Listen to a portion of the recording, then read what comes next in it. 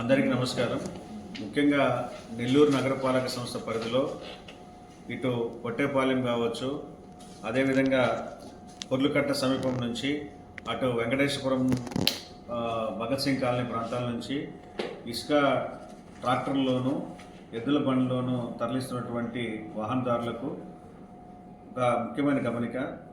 గత కొన్ని నెలలుగా నెల్లూరు నగరపాలక సంస్థ పరిధిలో ఇసుకను తరలించేటువంటి ట్రాక్టర్లు అపరిమితమైనటువంటి వేగంతో వెళ్ళడం ద్వారా, అదేవిధంగా లోడుకి కెపాసిటీకి మించినటువంటి లోడ్స్ వేసుకొని వెళ్ళడం ద్వారా రోడ్లపైన ఎక్కువ మొత్తంలో శాండ్ డిపాజిట్ కావడము, అది రాత్రంతా స్వీపింగ్ మిషన్స్ ద్వారా క్లీన్ చేసినప్పటికీ మళ్ళీ పగలు రోడ్స్ మీద ఎక్కువ శాండ్ కనిపించడం, దానివల్ల నగరం యొక్క పరిశుభ్రత అనేటువంటిది కుంటుపడుతూ ఉంది. దాదాపు ప్రతిరోజు 25 స్వీపింగ్ మిషన్లు రాత్రులు మెయిన్ రోడ్లని క్లీన్ చేస్తున్నప్పటికీ పగలు వచ్చేటువంటి శాండ్ ట్రాక్టర్ల వల్ల, ముఖ్యంగా స్పీడ్ బ్రేకర్స్ దగ్గర అవి కుదుపుకు గురి కావడం వల్ల ఎక్కువ మొత్తంలో శాండ్స్ వచ్చేసి ఆ స్పీడ్ బ్రేకర్స్ దగ్గర నిలిచిపోవడము, అదేవిధంగా పరిమితికి మించినటువంటి శాండ్ని తీసుకొచ్చి అది అవసరానికి మించినటువంటి శాండ్ తీసుకొచ్చి ఇళ్ల ముందు మెయిన్ రోడ్స్లో డిపాజిట్ చేయడం వల్ల దానివల్ల 2 వీలర్స్ వెళ్ళేటువంటి వారికి వాహనాలు స్కిడ్ అయి పడిపోవడము, ప్రమాదాలు జరగడము, ప్రాణాలు పోయినటువంటి సందర్భాలు కూడా ఉన్నాయి. అంటే ఇక్కడ ప్రాణాపాయ సంఘటనలు జరిగినటువంటి సందర్భాలు ఉన్నప్పటికీ కూడా ఇంకా ఇసుకను తరలించేటువంటి ట్రాక్టర్ల యొక్క డ్రైవర్లు కావచ్చు, వాటి యజమానుల్లో ఎటువంటి చలనం లేదు.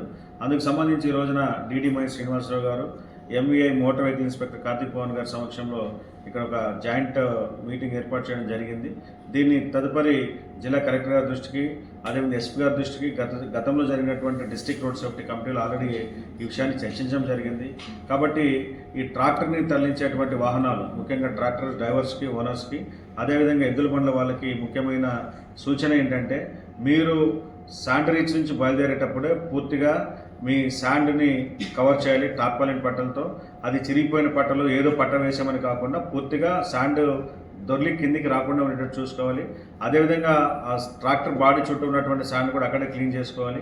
మూడోది, లోడ్ కెపాసిటీకి మించి ఓవర్లోడ్ తీసుకురావడం, ఎక్కువ చేసుకురావడం వల్ల ఎక్కువ శాండ్ అనేది రోడ్ల మీద పడుతుంది, అది లేకుండా చూసుకోవాలి. అదేవిధంగా ఎద్దుల బండ్ల వాళ్ళైతే చెక్కలు హైట్ను పెంచుకొని పైన గోని సంచులు, తడి సంచులు వేసుకోవడం వలన అది రోడ్డు మీద రాకుండా ఉంటుంది. ప్రతిరోజు అనేక వందల మంది శానిటరీ వర్కర్స్ ఉదయం 5 గంటల నుంచే వాళ్ళు శ్రమించి రోడ్లు క్లీన్ చేస్తూ ఉన్నారు, రాత్రులు పనిచేస్తూ ఉన్నారు, స్వీపింగ్ మిషన్లు పనిచేస్తూ ఉన్నాయి.